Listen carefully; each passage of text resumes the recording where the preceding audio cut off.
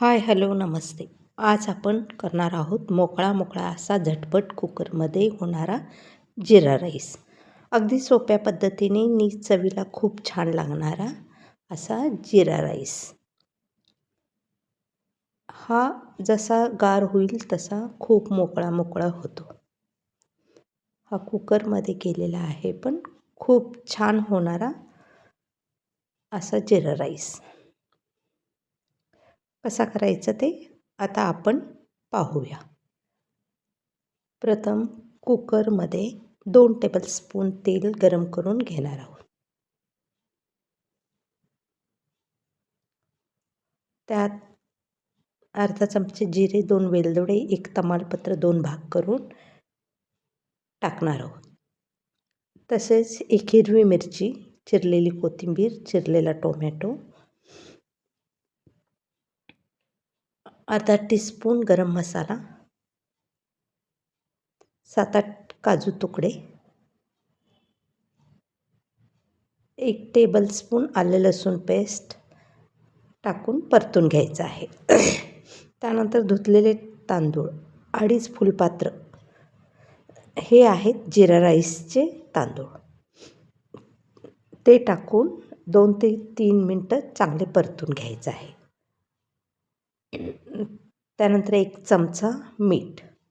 तुम्हाला जसं हवेल तसं कमी जास्त मीठ टाकू शकता.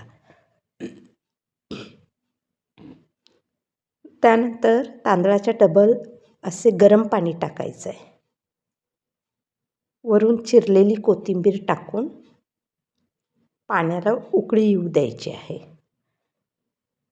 इथे मी टिप्स दाखवत आहे. कुकरमध्ये कुठलाही पदार्थ करताना उतू जाऊ नये म्हणून 1 छोटा चमचा पाण्यात टाकायचा आहे. उकळी आल्यानंतर कुकरचे झाकण लावून कुकरचे 4 शिट्ट्या घ्यायचे.